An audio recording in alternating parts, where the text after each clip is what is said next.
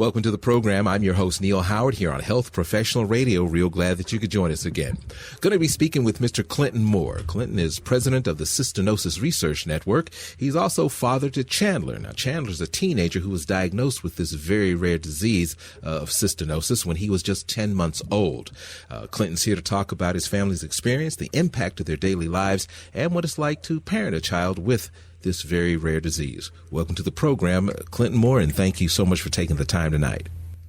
I appreciate you having me. Thank you. Now, we're also going to talk about a new documentary, Walk in My Shoes. So if you would, give our listeners a bit of background about yourself. Of course, I did mention that you're the president of the Cystinosis Research Network. Tell us about yourself and a little bit about your family. Well, like you said, I'm Clinton Moore. I live in Lower Delaware. My son was born seemingly healthy, but then 10 months later, we started to notice that a lot of things were a little off or a little different. We knew something was wrong. So took him to the pediatrician, and they immediately suspected that he had juvenile diabetes because he had an unquenchable thirst. And he was thirsty to the point where he was literally screaming and reaching for the kitchen sink. He only 10 months old, of course, he can't talk, but he knew that's where water came from. He would just scream all day and reach for it. So the pediatrician ordered labs, said, one of them likely is diabetes, and if it is, we'll take according steps. But a few days later, when she got those lab results back, she knew it wasn't diabetes, but she had no clue what it was. And then she continued to tell me that there was not a single thing on his lab results that was anywhere near close to what it should be. So she referred us to the only children's hospital in the state, which is way up north, nearly a 2-hour drive, where we then went later that day, and they kind of laughed at the lab results, and they said there's no possible way these results are accurate. They redid the lab results, but they said more than likely you came here for nothing. But when their results came back, they were identical to the ones that our local pediatrician had done. So then the chaos starts, right? That's when they start coming in, and you almost feel like they're ripping your kid apart. They're poking them and drawing blood and running them through all kinds of tests and all kinds of machines, trying to figure things out as quick as they can. He was very quickly diagnosed with something called renal Fanconi syndrome, which really it's just a form of kidney failure or kidney disease that he had. But since it's a syndrome, they said it's being caused by something else, and we have to figure out what that something else is. And I'll never forget one of the nurses came in with a printed sheet of all the possibilities that could cause Fanconi syndrome, and I think there was 90 some possibilities. Wow. And every day, day after day, she would come in and she would take the paper from me and she would cross off all of these things that they eliminated. She later told me that she actually took the time to put them in order, in her opinion, from the worst to the best case scenario. And every day, the list got smaller and smaller and smaller, and eventually, when it was down to like 6 more options, one of the nephrologists at the hospital came in and she said, I'm almost positive that I know what he has, but I cannot prove it here. I have to transfer you to a different children's hospital in Pennsylvania. Oh my goodness. To do a particular, to do a particular blood draw. And then those results are going to take roughly 2 weeks to come back. But I'm pretty sure that he has something called cystinosis. And I went back and looked at the paper that the nurse had given me, and cystinosis was the number one, in her opinion, the worst thing that could possibly be.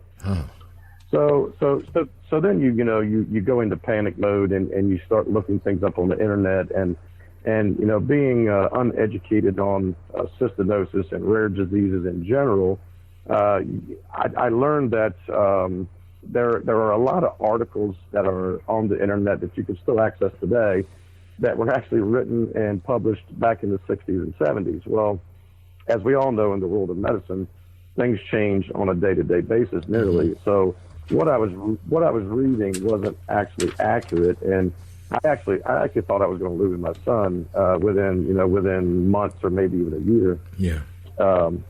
But then he got the he got the diagnosis about 2 weeks later, and they started him on a therapy that slows the progression of the disease. And he was given a cocktail of all of these supplemental things like iron and potassium and bicarbs and stuff just to manage the kidney disease part of it. Mm-hmm. And then we kind of just took it day by day and slowly over time got into our new normal. Trying to figure out how to get countless mm-hmm. numbers of meds, in my son's body every day, and things seemed to settle down after 6 or 8 months, and we got into our new normal. But there's always been the kidney disease we've always had to monitor, and over the years, now he's 15 years old, and over the years he's had he's had one problem after another, whether it be bladder issues or kidney issues or bone health issues. We've just had to learn to deal with them as they present themselves. But for the most part, today he's doing fairly well, but he's got a long road ahead of him yet. How's Chandler dealing with this COVID-19 pandemic? Both Chandler and you, this COVID-19 pandemic surely must be a major challenge. It is. However, when you deal with cystinosis, now my son is not yet transplanted. He has not received a kidney transplant, so currently he is not immunosuppressed. However, when you live with a rare disease, you always try to live your life in a safe way so that you don't expose him to anything that's unnecessary. So I feel like we've always taken extra precautions when it came to him anyway. And luckily for us, he is not immunosuppressed at the moment. So I can't honestly say that our life has changed all that much due to COVID. We used to go out to dinner, once a week or so. We don't do that anymore. We did cancel our yearly vacation that we typically take just to be safe. But honestly, I don't think we've really changed all that much because we've always been so careful not to expose him to any possible illnesses because he has so much going on anyway. Well, let's talk about the Cystinosis Research Network. How did you get involved? Well, honestly, when my son got diagnosed, I did absolutely nothing for roughly about 8 years. I just sat around and I didn't get involved with any advocacy groups. I didn't get involved with any other families on social media, nothing. Until the Cystinosis Research Network hosted a family conference that was only about 2.5 hours away from where I live. So I told my wife, I said, it would be kind of foolish for us to miss this opportunity where it's so close to home. So we talked about it and we decided to go. Mm-hmm. And I really just wanted to kind of sneak in and, learn a little bit about the disease, maybe meet a family or two, and then sneak out. Because I was that guy that had a very, very small comfort zone, and I really wasn't willing at the time to step off of it. But after I got there and met all of the wonderful families that I now consider great friends, and I saw what just what the CRN or the Cystinosis Research Network is doing, I was truly inspired. And after returning home, a couple of weeks later, I found myself constantly thinking that maybe I should be a little bit more involved. So I started just doing a very, very small scale fundraiser once a year. It would host maybe 50 people. We were raising maybe $1,000 a year. Really no big deal. Mm-hmm. And then that event every year it grew and it grew and it grew. And then 5 years later, I found myself hosting over 600 people. Bringing in numbers over $15,000, sometimes $20,000. Mm-hmm. And then and then the CRN actually reached out to me and said, hey, would you be interested in joining our board? And at the time, I really knew nothing about nonprofits or really how to become really involved with anything. But after a while of thinking about it, and my wife kind of persuaded me, I accepted their nomination, became a board member. And then about a year and a half later, they had an opening in their executive committee in the vice president of family support chair.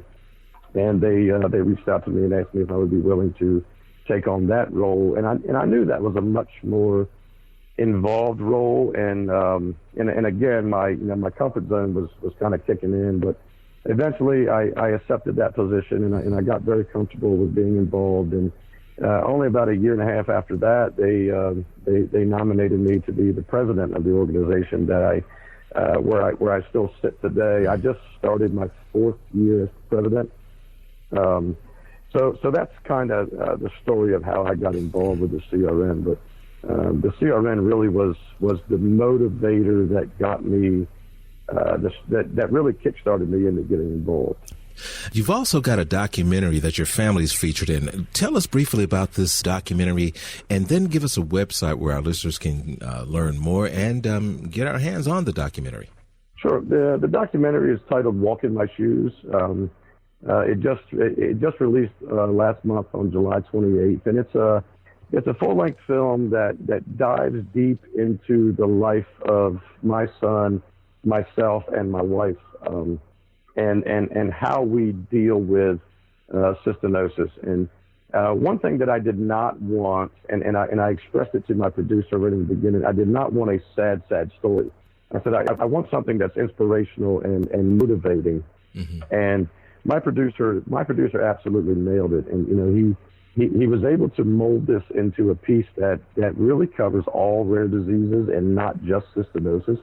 And really, this film can be inspirational to anyone with a rare disease, or anyone that's going through, dealing with a death in the family, or any negative thing that's going on in their life. It's a really uplifting story of how a child can be born with such a bad hand, mm-hmm. and can grow up and learn to deal with it and become a very honorable, respectful young man, and smile every day and hold the ability to uplift and inspire other people despite all of the negative things that he could focus on but chooses not to. As well as myself, it's kind of a story about me and how I went from doing absolutely nothing and kind of hiding from everybody, to finally getting off of my comfort zone and realizing that even though I'm just one person, I still had the capability of making a huge difference in this world.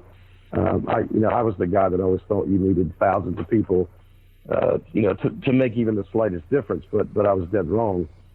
And so it's a very inspirational, uplifting story. It is not a sad story, but that can be found on YouTube under Walk in My Shoes.